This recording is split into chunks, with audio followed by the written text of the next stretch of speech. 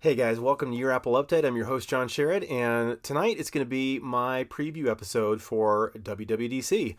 Next week is the Worldwide Developer Conference, and what that is a time for developers from all around the world who develop software for Apple platforms, whether it's the Mac or iOS or tvOS or watchOS, gather in San Jose to meet with Apple and talk to Apple engineers and actually get to go into sessions and learn about new features coming to these new platforms and learn how to just become better developers for the Apple ecosystem. And it's a week-long thing, but what is really of most interest to us in the public is the keynote that Apple's going to have on Monday. And what that is going to be is a time where Apple is going to really let the world know what they have in store for their software platforms in this coming release cycle. So there will probably be some hardware talked about, and I'm going to get to that in a second. But this is usually not a very hardware-focused event. In years past, there was a time, years ago, where this would be when Apple would announce new iPhone hardware, and they have long since moved that to the fall. And your mileage will vary. I am excited about every Apple event because it's always a great time to hear from Apple about, to get a little insight into what they're doing, what their plans are, what their thinking is around certain things. But I tend to be more excited about the WWDC event every summer because I've always been more interested in Apple software than I am in hardware. And that doesn't mean I don't love Apple hardware. I definitely do. But if you think about this hypothetical, horrible no-win scenario where your option is to either use Mac OS on generic PC hardware or use Windows on Apple hardware, I'm going to pick the scenario where I get to run Mac OS on generic PC hardware. Now, fortunately, we don't have to make either of those compromises, but that just to say that that's what really gets me excited. And so I enjoy the fall hardware events and consumer-focused events, and I'm particularly going to be looking forward to more information later this year about Apple TV Plus, as that's a brand new thing they're doing, and Apple's new Apple Arcade gaming service.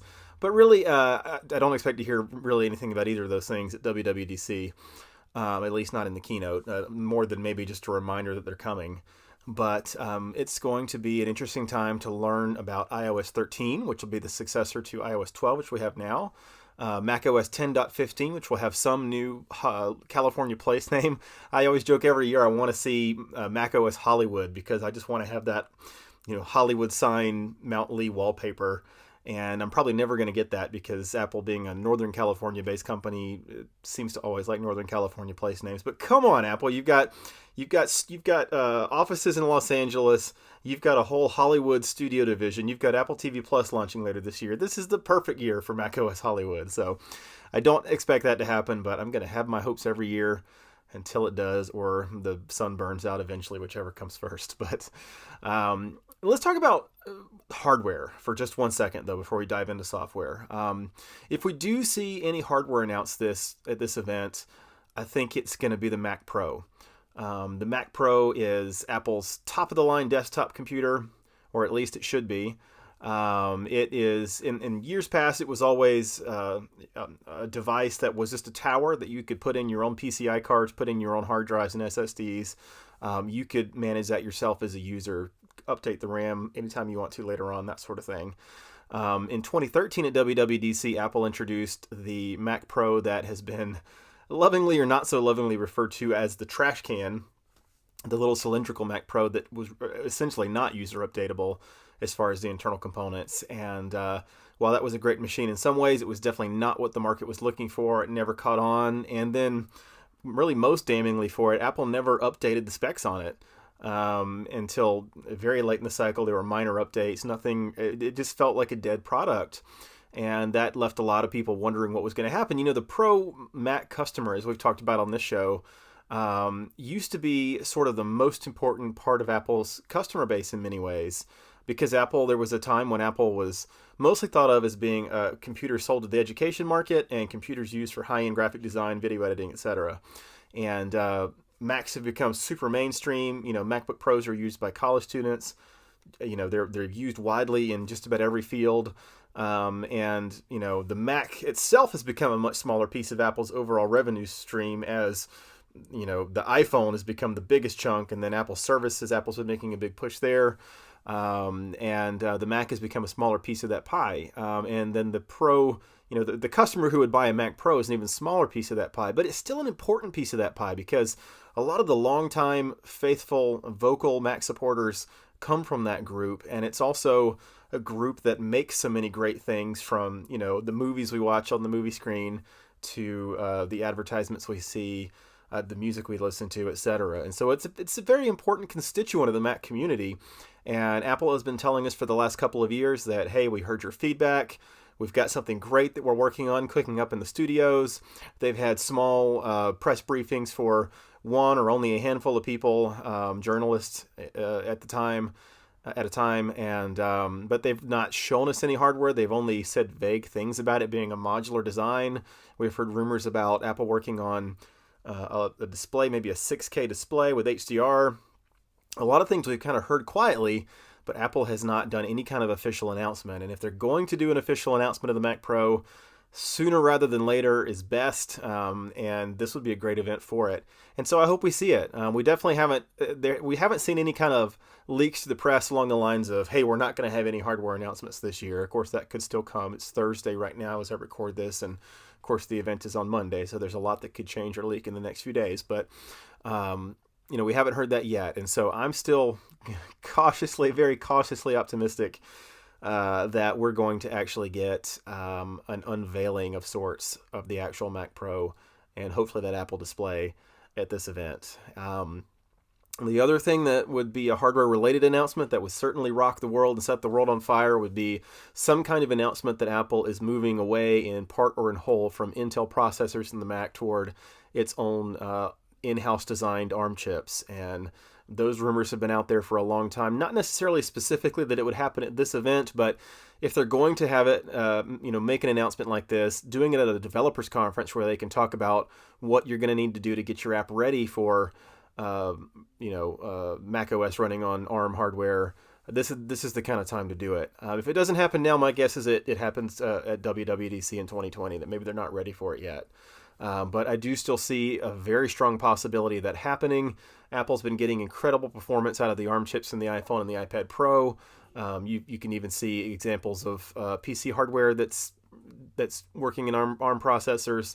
I'd be sweating if I were Intel right now, whether it's going to happen from Apple this year or next. If it does, oh boy, it's going to be an interesting year. If it doesn't, then we're going to have to kind of wait around and see what happens. But one thing for sure that is going to be a big change, and possibly a big change for Mac software in particular, if we want to transition over to Mac OS for a second, is that this is going to be the year where Apple is going to release developer tools for allowing developers to essentially port their iPad apps over to Mac OS. And Apple kind of opened the door for that last year with Mojave when they brought 4 of their iPad apps over to the Mac. We have Stocks, we have Apple News, we have Apple Home, and I think Voice Memos was the 4th one. And I don't use any of them heavily, but Apple News I'll dive into for sure every now and then. And they really just did that to sort of set the table for developers and say, hey, this is coming next year. Well, it's now next year, and so we're going to be getting some real information about what that's going to look like. Allegedly, Apple's internal kind of code name for this project has been Marzipan, and so a lot of people have been using that name when they talk about the service. I don't know that that will be an official name that Apple uses to unveil it to the public, but that's a name that's been out there. Developer Steve Troughton-Smith, if you follow him on Twitter, he's been doing some amazing work. Apple hasn't even released official developer tools for doing this, but he's such an incredible developer that he's been kind of digging in and figuring out how to get this to work and actually porting over. He's been actually working with other developers to give them access to their iPad app so he can port them over to the Mac and kind of demonstrate like as a proof of concept what you can do with it. And it's incredible, and it could open up the doors for a lot more developers to develop Mac software who haven't been Mac developers. There's a long-standing history of great software development work done on the Mac, but so much of the attention of the developing world in general, the development world, the developer world, I guess I should say, has been focused on developing apps for iOS. And a lot of those developers, most of those developers have never made an app for the Mac. And so this will allow a lot of them to do that. And I hope that they take advantage of it. I hope that we see a flood of new apps come in that we've never had on the Mac before that have been on iOS. I think that would be great. Now, I hope that Apple releases great tools to really facilitate these developers to make apps that really feel and act Mac-like, that don't just feel like ports, like some alien things brought into the Mac from that don't really feel like they belong there. I think there were some issues with Apple's own apps. I think they've gotten better at them, but even initially, those 4 apps that Apple ported over of their own apps were a little rocky. So hopefully they've had time to refine the development tools that they're using internally and have some great tools to announce to developers. Of course, we've talked about with iOS that we've got dark mode coming out. That has been a widely known secret. And of course, just the other day, we got leaked screenshots, and that was what my last video was about, that kind of really show actually what this would look like, not just concept artwork that people have created based on the rumor, but actual leaked screenshots. And so if you are a fan of more dark user interfaces, then you're going to be able to do that. It'll be optional. You will still have the ability to have light mode, and I think the light mode will still be the default mode, but you'll now be able to use dark mode. And I'm hoping for a way for it maybe to automatically transition, so that maybe if it's darker because it's nighttime, it'll automatically switch over to dark mode. That would be kind of neat.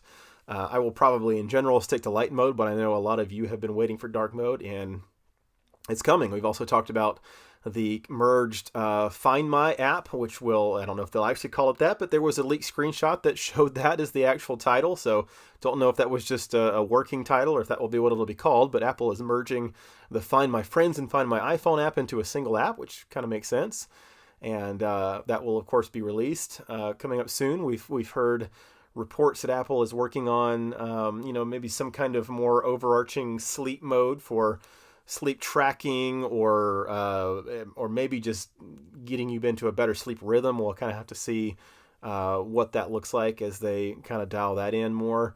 It's also going to be the time for Apple to release new versions of watchOS, and so there's always some things you can do with software on existing devices, and then there'll be some things that they won't say until the fall, when presumably there will be a new Apple Watch released. But there's been a lot of talk about Apple coming out with a sleep tracking system for Apple Watch, and so it'd be interesting to see if there is a version of that they are able to release for existing Apple Watch devices, or if that's something that will specifically, there'll be some new hardware feature this fall that will facilitate that. It'll be interesting to wait and see. I use a third-party app called Pillow with my Apple Watch, and it works okay, but it would be nice to have something from Apple where Apple is kind of saying, hey, this is how we think you should do it, even to make the third-party apps even better, hopefully. But it'll be interesting to see what happens there. And I'll be really interested to see if anything happens with tvOS. Of course, we got the new Apple TV app earlier this month, and it is a little different. I haven't done a video on this at this point yet, but there's a lot of things I like about it, some things I don't. It definitely has some new user interface elements, a lot more contrasty, for example. I'll be curious to see if they bring some of those concepts into the wider tvOS interface. Speaking of that Apple TV app, that's another thing that's coming to the Mac, in addition to whatever third-party iOS apps developers port over. Apple is finally going to be killing iTunes this year. I know a lot of you are happy about that. And we're actually going to be getting an Apple TV app for Mac, an Apple Music app for Mac, and an Apple Podcast app. And this is something that a lot of people have been looking to see for a long time. I was always a big fan of iTunes, and up through version 8 or 9, that was about the pinnacle of it, and it's kind of been a little bit downhill from there. I rarely use it on the Mac. I'm mostly listening to music on other devices, whether it's on my iPhone, my iPad, or on my Apple TV. Having separate apps for those dedicated tasks, I know Apple resisted it for a long time because there's pros and cons to that versus the all-in-one approach, and I think we're finally going to see the separated out model win out, and in fact, we saw screenshots of that released just the other day. And so that's going to be a big change coming to the Mac as well.